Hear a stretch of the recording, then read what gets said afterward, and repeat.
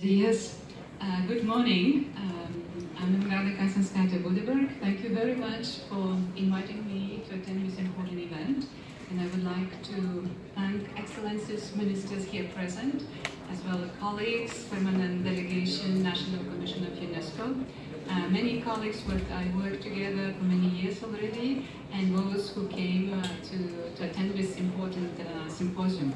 I can tell you what the timing is very important for us, because as we have heard already from Minister, what the next year is International Year of Indigenous Languages, and we're very proud what UNESCO was proposed to carry on this very important task, and we of course cannot do it alone. We need to do with countries, with governments which support and promote linguistic diversity.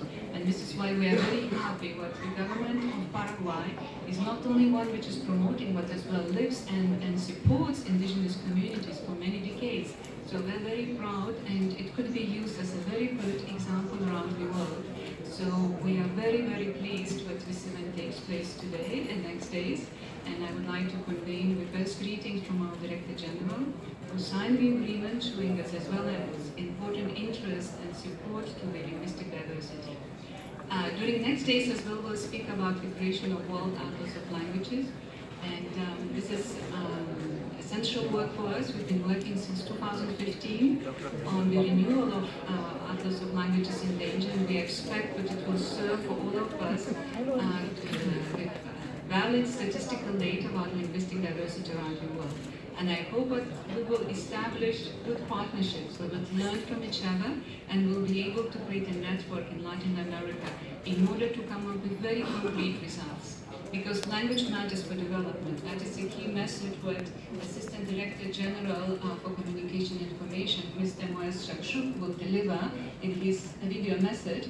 But this is very important to remember that language matters for development, for peace building, for reconciliation. And we cannot achieve sustainable development if we do not respect linguistic diversity.